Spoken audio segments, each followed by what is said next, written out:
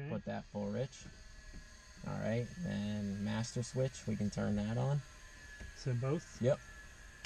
And then key. So what we'll do is we'll open this, say clear, and shut it. Now keep your left hand on the key, your right hand on the throttle. Yep. Now go ahead and start cranking it. Now just bump the throttle a little. There you go. Fire right up for you. Anytime a plane starts, without ever looking at the checklist, the first thing you want to do is look up and see if oil pressure came up. If it didn't, we just shut the mixture off and let it die again. You don't want to run it without oil. Now your tack is right here. So what I want you to do for me is just bring it back to 1,000 RPMs. This is typically where I have everyone actually start using checklists, believe it or not. So what you can do now is, before we started up, we can run through the pre-flight, make sure you did master fuel gauges, the valves underneath, the locks, the tanks. We checked all the rivets, the doors, flaps, ailerons, tires. We checked all that so we can see we did it. Now engine start, if it started correctly, we're down here at oil pressure check. If it started, we did all of this right and everything. So that all looks good. Now you can go ahead and turn the avionics on so you can flip that switch up. Alright, we'll throw our headsets on now.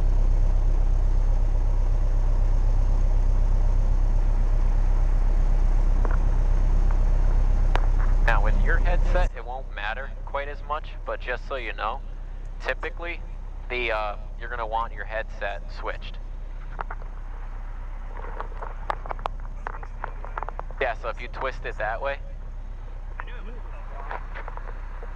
and that'll keep it so the wires are off to your left side for you.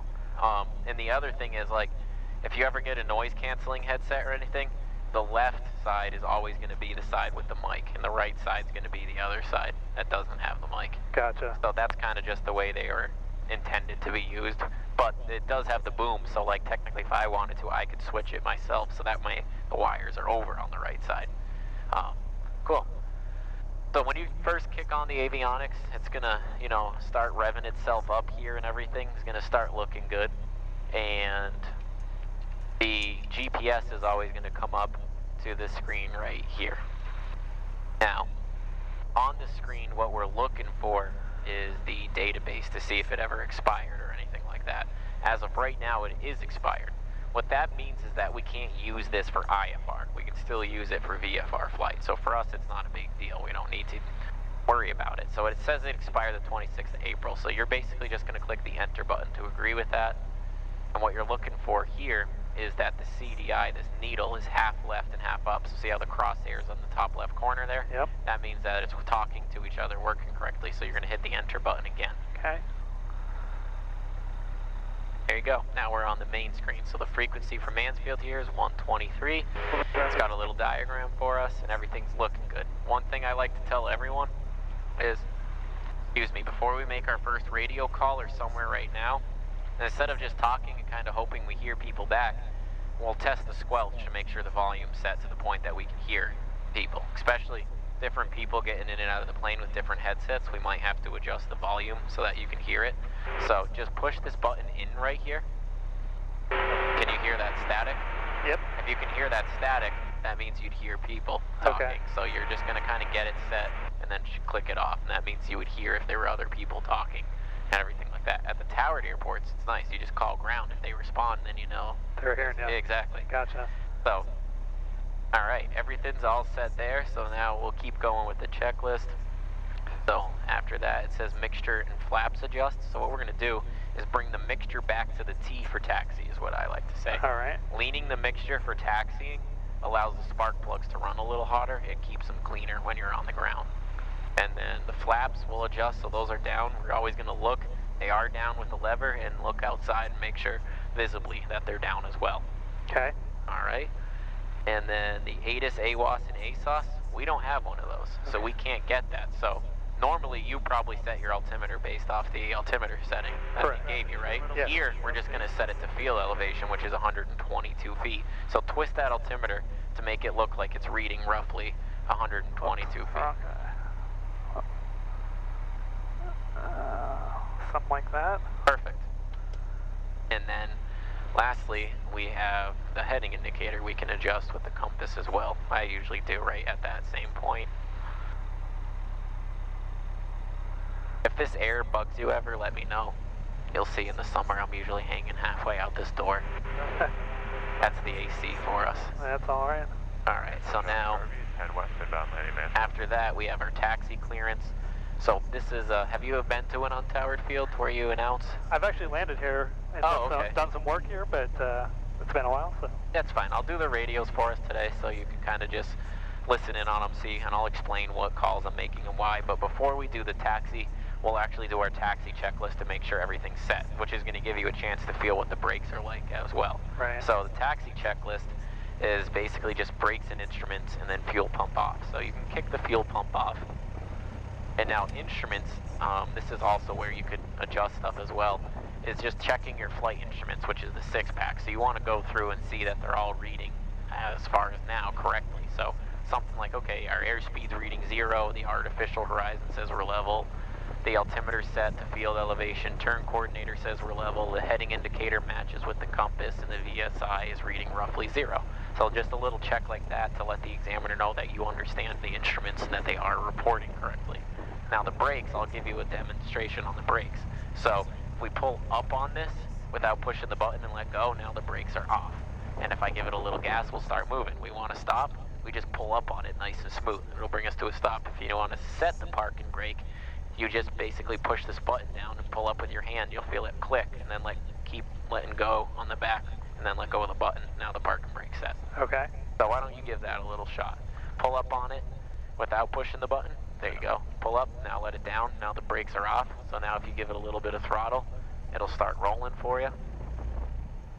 Yeah. Give it a little bit more. Traffic RVs, 5 west, player left crosswind. There you go. Now just bring us to a stop with the brake. So just pull up on it nice and smooth. There you go. And if you want to set it, just push the button down, pull up on it. Now let go with your hand.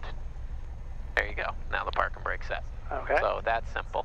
So now what we'll do is we'll make a call. Typically you're going to do the same, who you are, where you are, what you want. I'm sure you've heard that before. So we're just going to sound something like this. Mansfield traffic, Cherokee 8831 November is taxiing from the Academy to runway 14, Mansfield. So now we'll take off that brake. Runway 14 is just straight in front of us right here. So what I'm going to have you do is take the brake off and start taxiing us forward. There you go. And don't be afraid to play around with the plane a little. I'm not too worried about you holding center line if you want to get a feel for how it's going to respond to your inputs. I feel like taxiing's been one of my hardest things to do for some reason. Oh, this will make it easier for you.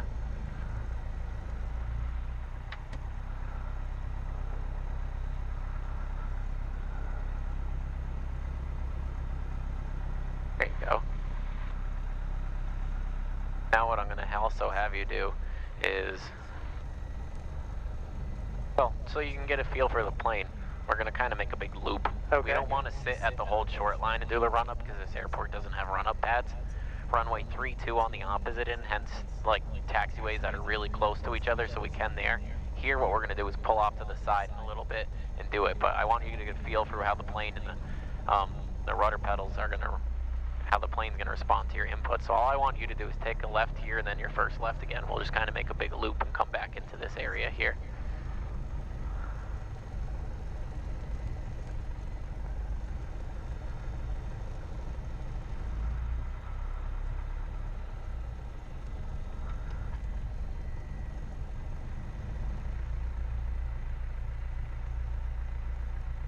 Just head back down here. Yep. Okay.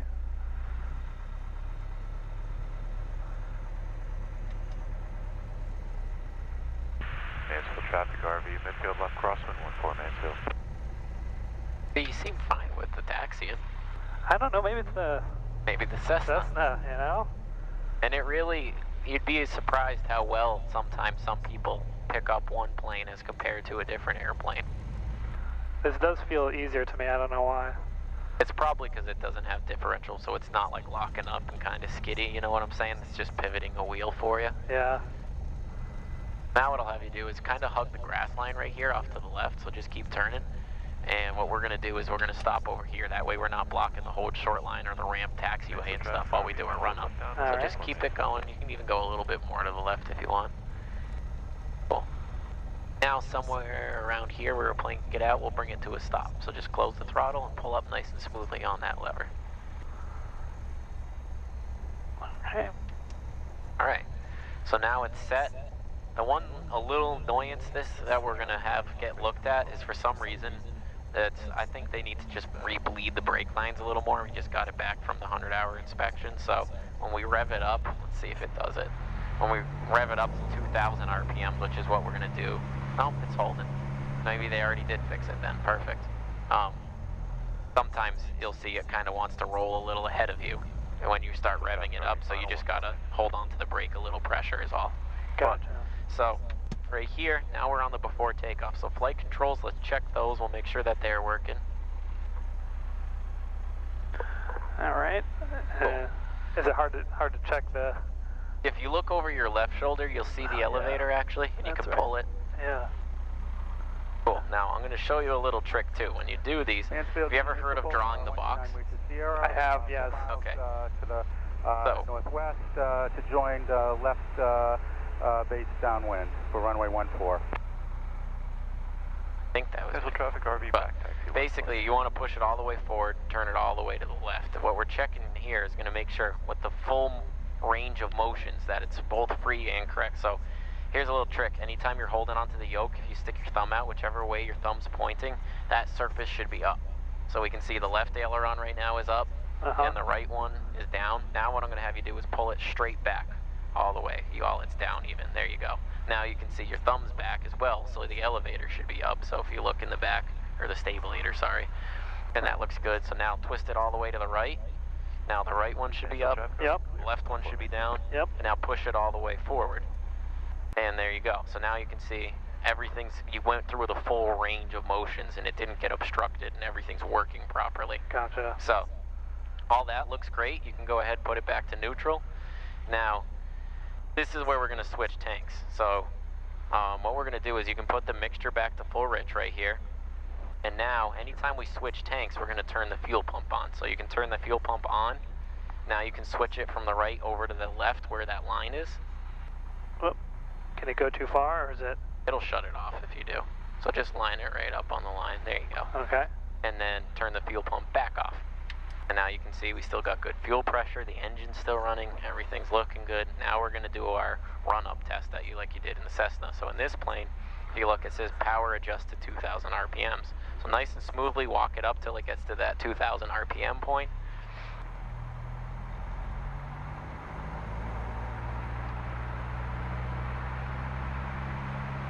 Trust me, you're never going to get it perfect. The ballpark is close enough because these digital, you'll see, like if I move this a little, Yeah. it gets so touchy. So that's close enough. Now, this is one little areas that I tell everyone to try to do it from memory, and then when we're done, we'll verify with the checklist that we did everything. Okay. Because to me, the checklist does a little out of order. I'm not going to bother checking my magnetos or carb heat if one of my gauges is already telling me something's wrong. So let's check the gauges first. It's pretty easy with this one. You got 3 in the green: oil pressure, fuel pressure, and oil temperature. All of those are in the green. Down here, the ammeters, the way this works is, like in a Cessna, you have a low volt light if the alternator doesn't work. This would just be reading 0. It's telling you how much load the alternator's putting out. So if the alternator's putting out nothing, we're just draining the battery. So as long as this is above 0, we're good. Now the way it works too, so you can see, is the more stuff that I turn on, the more load, more stress it's going to put on it. So that looks good, and the suction's reading 5. Now, do you know what this suction gauge is for? I haven't seen that before. Okay, this is in the Cessna too. Okay. So this is what's spinning up 2 of the gyros behind these instruments, these 2 right here. So we want that reading 5 is typically where you want it to fall. That means that those gyros are spooled up to the right point, and that these 2 instruments are going to be working properly. So all of that looks good. Now let's do our magneto check. Okay. So a cool little trick in this plane is see the 2 buttons under the tack? Yeah. Push both of those at the same time and then let go. It makes a 0 mark there.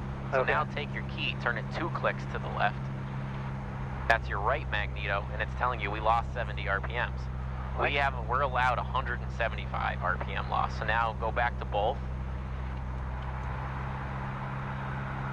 We'll let it equalize. Close Close enough. Now go ahead, do one click to the left. And there we can see that's relatively the same. Everything looks good there. Go back to both again. It's 175 per side? Yep. Okay. 175 per side with a difference of 50. So if one drops 170 and the other drops only 40, that's still bad.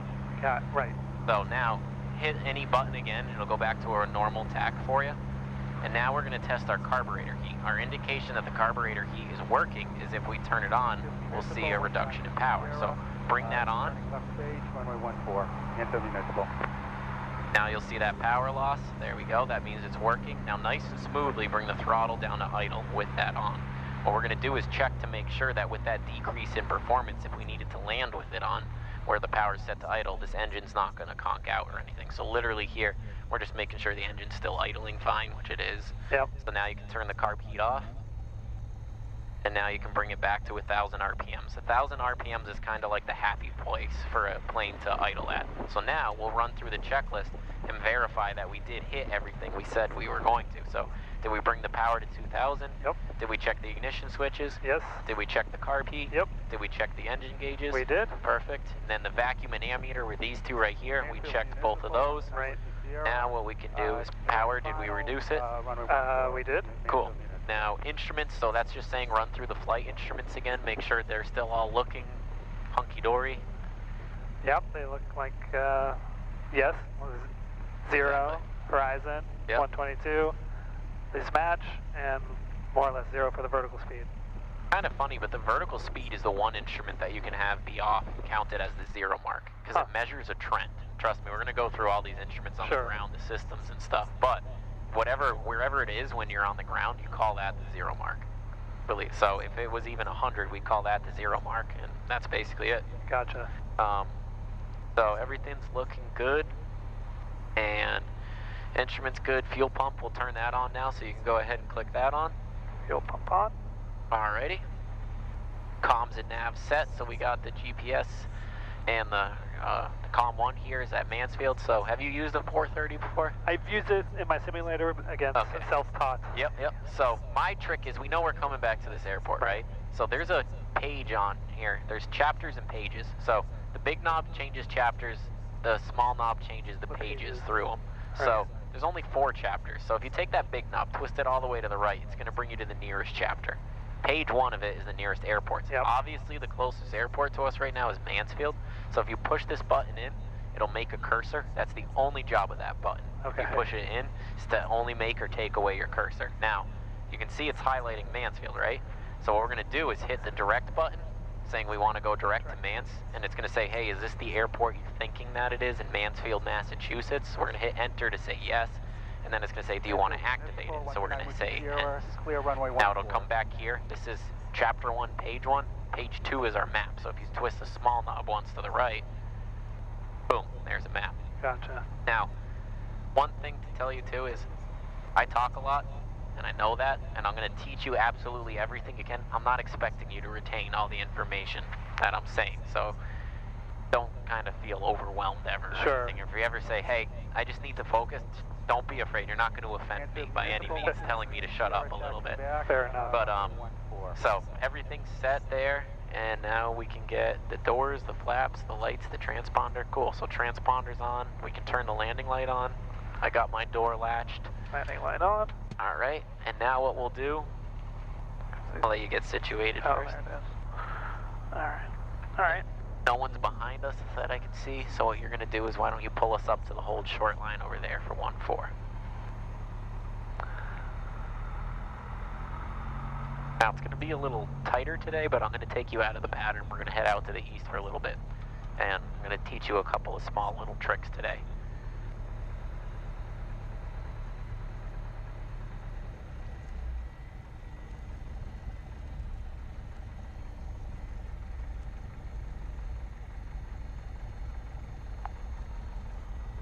Alright, cool. So we're always going to double check and look, make sure we don't see anyone coming in to land or anything, which we don't. So I'll make the call for us, and then you're going to take off just like you did in the 172. Use those rudder pedals, and we'll go straight ahead. We'll line up using all the runway. GBM about a 3-mile final, 3-2, Mansfield. And then what we're going to do is rev it up and what we're probably going to do is wait, because the TBM moves pretty quick, and I can see him right there off of 32 on the RNAV approach, so. Mansfield traffic, Cherokee 3 on November. We'll hold short of runway 14 for the TBM on final, 3-2, Mansfield. Cool, so now if you want to set that brake, we're going to sit here for a second, and I'm going to get us some air.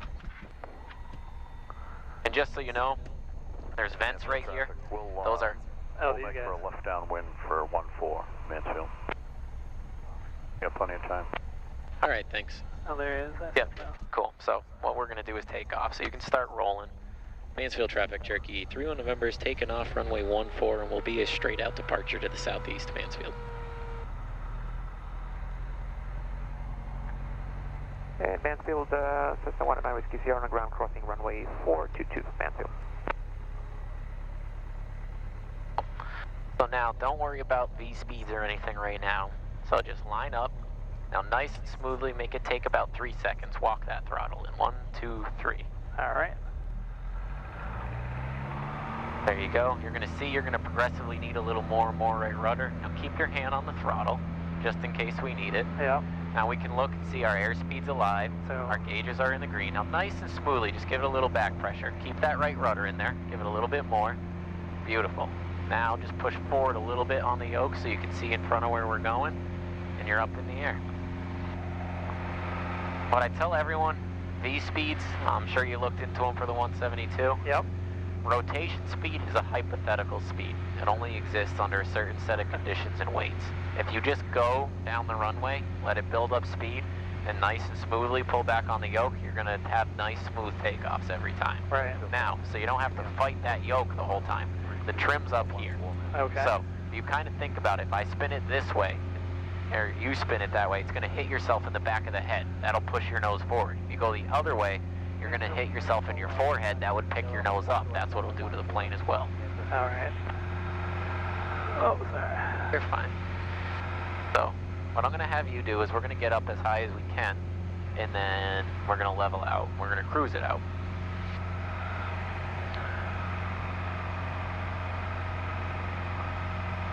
And Mansfield traffic, TBM, turning final, 14.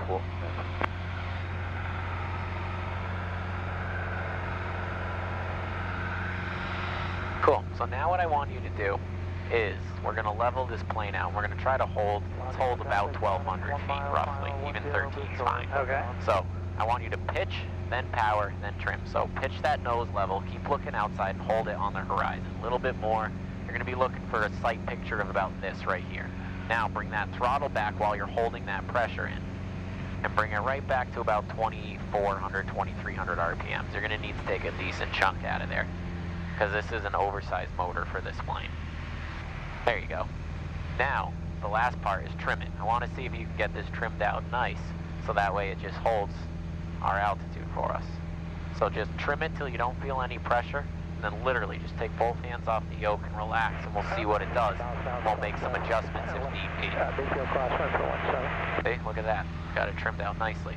Now, the most important part of an airplane's controls when we're up here is the rudder pedals, believe it or not. Yeah. And I don't know if they had you do this or not, but did they ever have you just fly around with only the rudder pedals? I've never done that.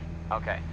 And the reason I do that with everyone, and I do this kind of starting off in the first lessons, is because the rudder pedals will do more for you than the yoke will in an airplane.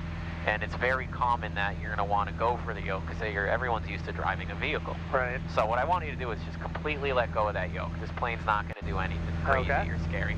And then, look, so what you can see is holding on to the yoke's not going to do much. Now, what I'll do is, I'm sure you've heard of the positive exchange of controls before. My controls, your controls, that thing. Yep. That was my fault. I forgot to brief you and mention to you that. We're going to use that. So what I'm going to do is take the controls now from you. So my controls. Your controls? My controls. And what we're going to do is I'm going to show you. I want you to still feel what I'm doing with the rudder pedals. If I step on this left rudder pedal here a little bit, this plane's just going to roll into a nice smooth bank for me. And if I want to start taking this bank out, all I'm going to do now is just start stepping on that right rudder pedal a little bit, and it's going to start rolling over for me, nice and evenly. What you can see is if we have this plane trimmed well, we can fly this entire airplane. I've flown this thing from here to about 250 miles into New York without ever touching the yoke before, once you get it leveled out and trimmed out. The rudder pedals are going to be the most important thing for you. So your controls. My controls? What I want you to do is give me a turn about 90 degrees to the right. All right. So what we'll do is just kind of go to a heading of south and just nice and easily step on that right rudder pedal. And I just want you to let this plane just take us nice and smoothly right through its paces. There you go. Now don't worry about the nose too much. It's going to go through a couple of little oscillations. No big deal. Did you say heading? Sorry. We'll go roughly 90 degrees, somewhere around here. Now just go ahead and roll it out. 10. I doubt that anyone's flying over at Taunton, but we're going to throw on their frequency just in case, because we're getting a little closer to them.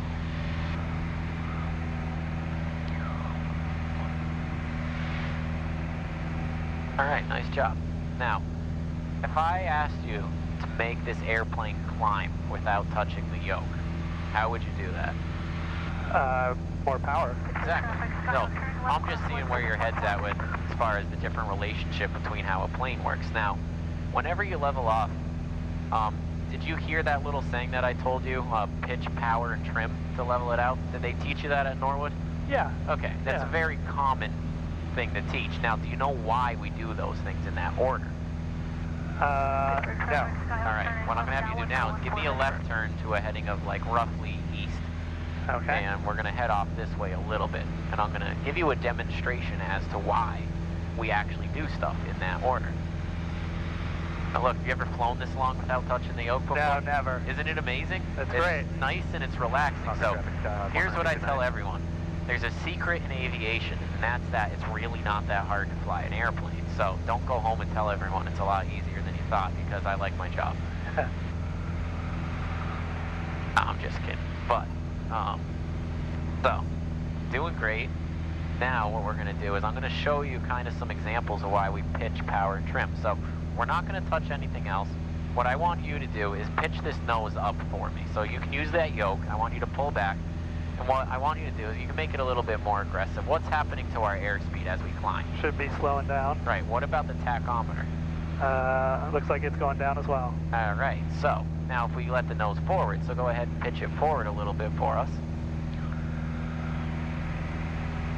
Is what's happening to both of them as well now. The speed's climbing and that's climbing as well. Right. So we don't want to set our power setting and then change our pitch, because it's going to throw the power setting out of whack as well. Now, let me ask you this: what's the job of a trim, that trim wheel?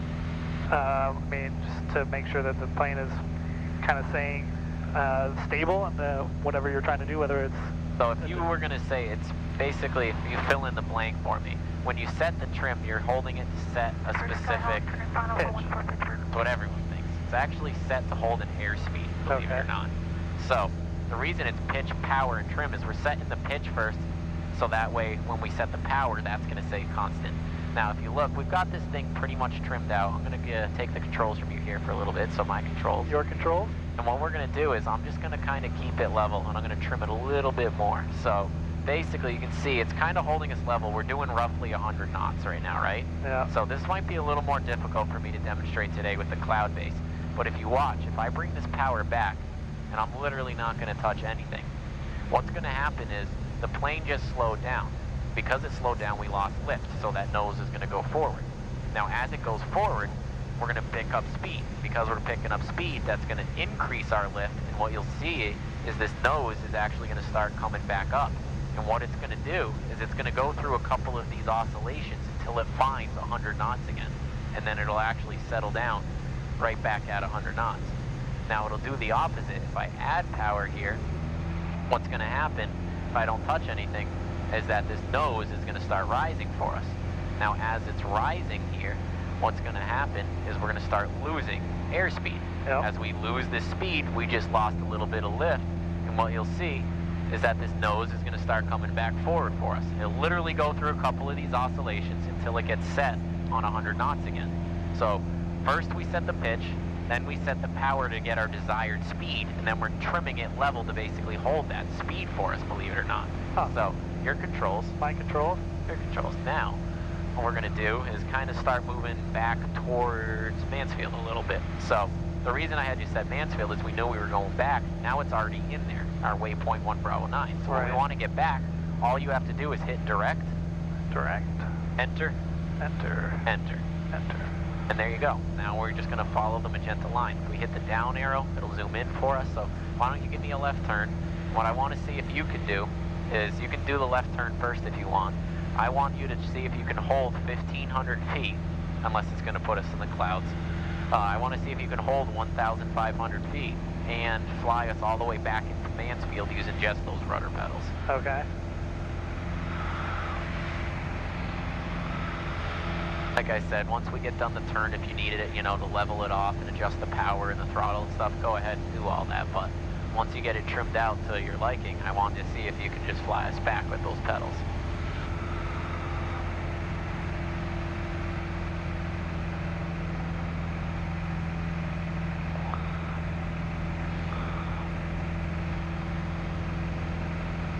There you go. So, learning the skill of flying the plane with the rudder pedals at the beginning is actually one of the fundamental things in my opinion. If you get in the habit of using those rudder pedals a lot more, right up front off the bat, your flying is going to be like 100 times better than if you don't use them. Right. And so, I really wanted to be able to show you more tricks and stuff like these right here today. It's just the clouds aren't going to allow me to today. So, when you come in for your next lesson, as long as I didn't scare you away too much, we'll go up and we're going to kind of revisit some of this stuff as well. Kind of showing you these little tips and tricks along with the flying the plane, and then we'll kind of work our way into some of the basic maneuvers and that kind of stuff, getting you used to the airplane. So how do you like this plane so far? I think I'm a real fan of this airplane. I Yeah. just wish it had 2 doors. Yeah, that's what everybody says. Yeah. Boston looks nice today. Yeah. That's cool. See, like I said, I never understood why flight schools used to cancel lessons on days like today. Like, you could still get up in the pattern, you can still fly around. I have the same thoughts. Yeah. I mean, if we cancel, there's something seriously wrong with the weather that day or something. Yeah. I mean, we typically try to come in as much as we can. So now what I want you to do, without touching the yoke, see if you can give me a little descent. There you go. So, I'm going to start talking on the radio. I'm going to switch us back to Mansfield. Okay. And what we're going to do is, if we're approaching from this direction right here, and we're going to use runway 14, what part of the pattern do you think we should enter that pattern on? So we're going to land on 14. Yep. So we're coming off the left downwind on the kind of right side of the runway. Perfect, perfect. So left downwind. Mansfield traffic, Cherokee 8831 November is 7 miles to the southeast, inbound for the left downwind of runway 14, Mansfield.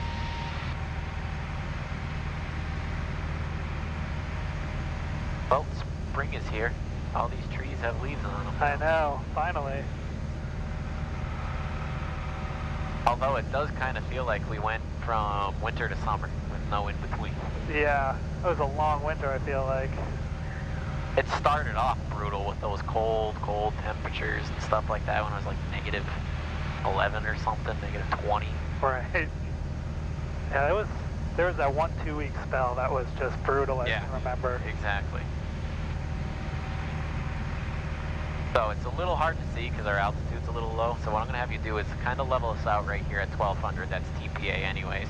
But there's that pond about our 11 o'clock right there. Yep. That's the Norton Reservoir, which is just on the south side of the field, the like southwest side. So the airport is kind of between us and that pond right now. So you're going to just kind of keep heading that way, and we'll enter on the left downwind. Looks like it's starting to break up around here. Yeah. I feel like it's supposed to rain some more this week now. Oh yeah. I can't get over the fact that it's already almost 3 o'clock. Today has been one of those days for me that you like blink and you all of a sudden it's 2 hours later. Mansfield traffic, Cherokee 31 November is about 5 miles to the southeast. We're going to enter on a 45 left downwind for runway 14 Mansfield. Push traffic, King is 8 to the north.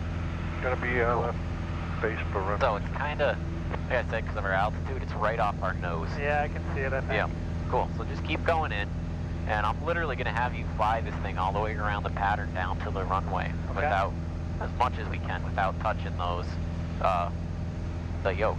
Got it.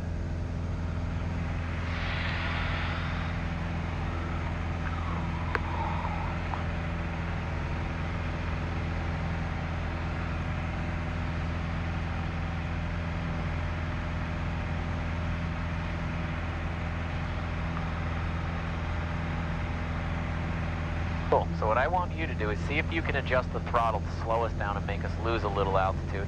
If you ever need to retrim it, use the yoke to do that. Just go ahead and do so.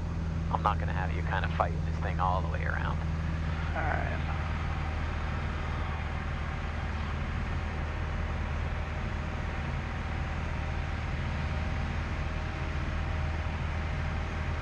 You want to keep it at 1200-ish, or?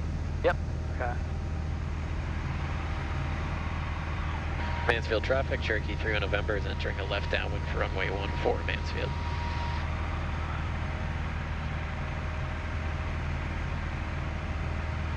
Alright, so here's the gist with landings.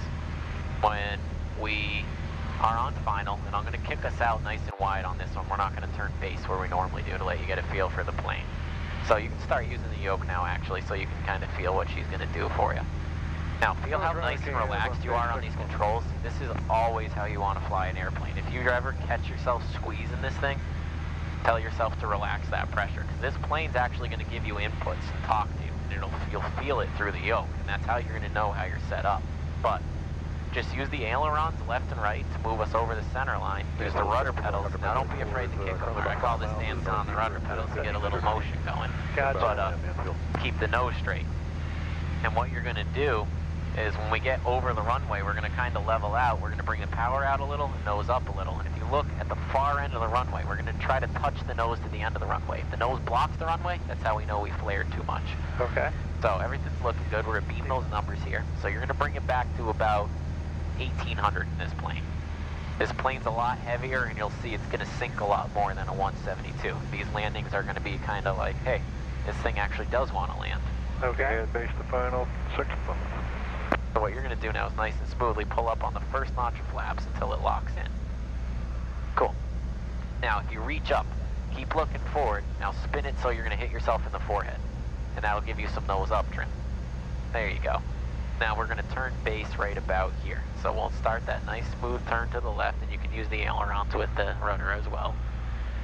Mansfield traffic, Cherokee 31 November is turning a left base for runway 14 Mansfield. Cool, so keep the nose up a little bit more for me. Yep. We're going to add a little touch of power back in there. There you go, a little more. Good. Looks good. We'll roll it out. Now you can put that next notch of flaps in. We can see final looks clear. Traffic, you have Med 4, about 3 miles to the northeast. We're going to circle around left base for runway 14, Mansfield. All right. Now go ahead, turn final.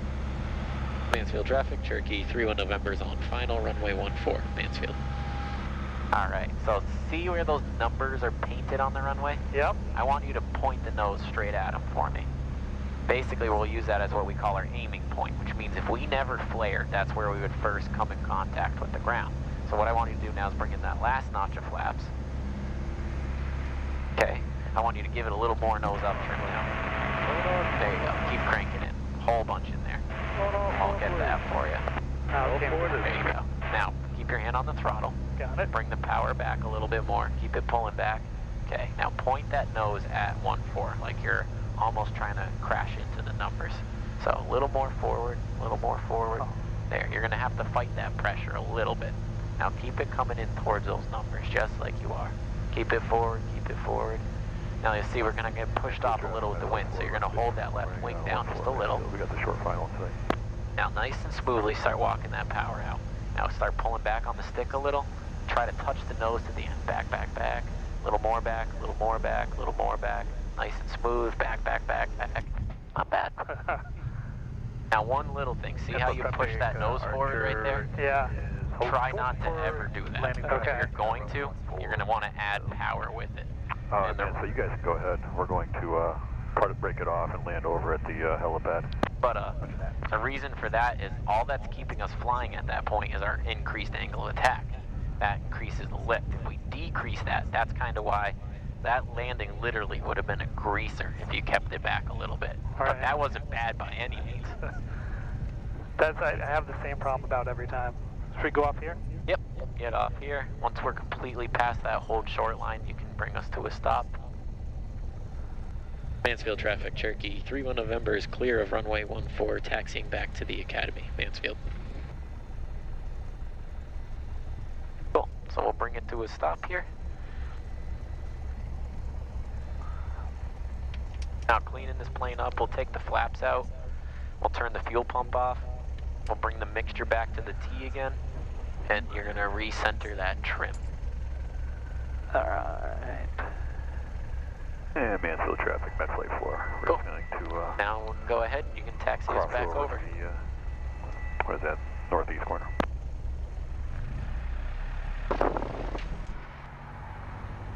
Not in. Yeah, that thing will get you. So don't push the button. Oh. Yep, there you go. That's how you take it out. depart. That takes a little getting used to.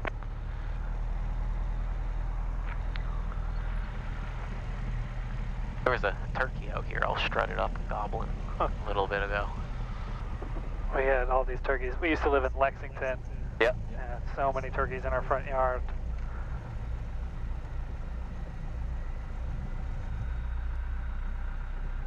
You live around here now? No, I live in East Boston. Oh, okay. So it's a little bit of a little trek for me, but Must take like what, about an hour? 45 minutes, depending Yep. on traffic. I think if you stay off the 93 and maybe just go 90, the Pike to the 90, it Yep. might actually be better. Maybe a little longer distance one. Yeah, the Pike's iffy too, though, all the time. I have more luck. I started doing that when I went to Norwood because Yep. it's just so much easier.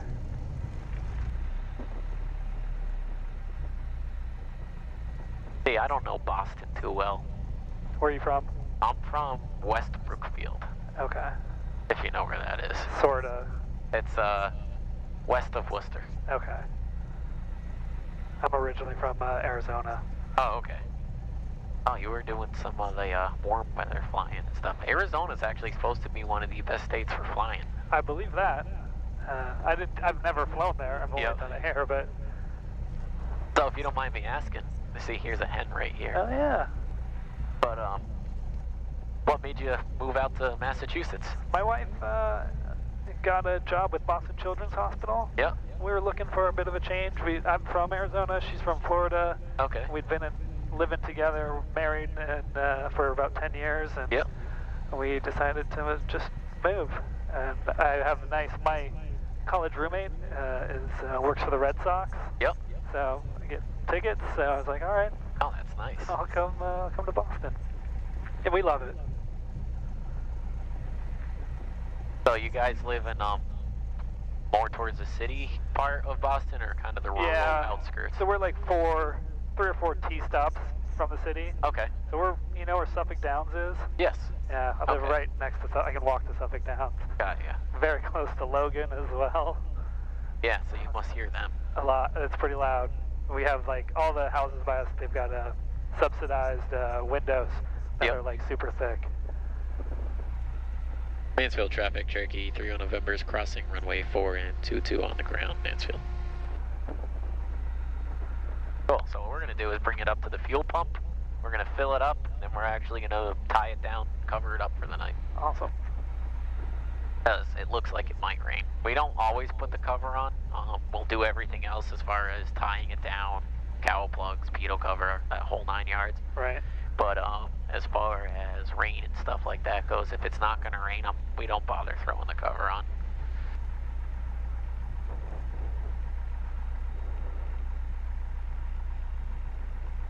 So where is that actually? So you're going to keep following this down, and then it'll take you to the left, and the fuel pump's over here. And then we're going to move this plane next to that Cherokee that we can see straight ahead of us. Okay.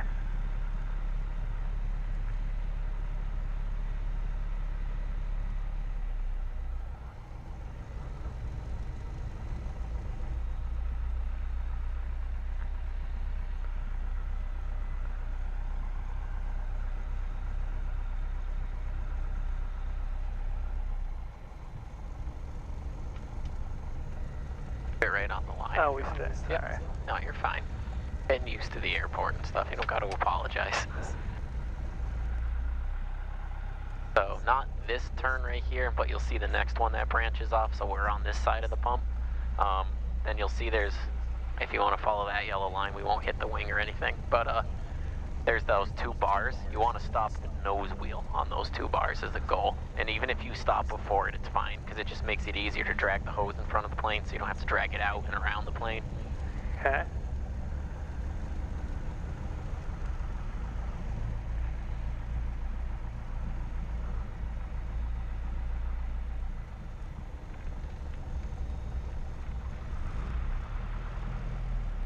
Cool.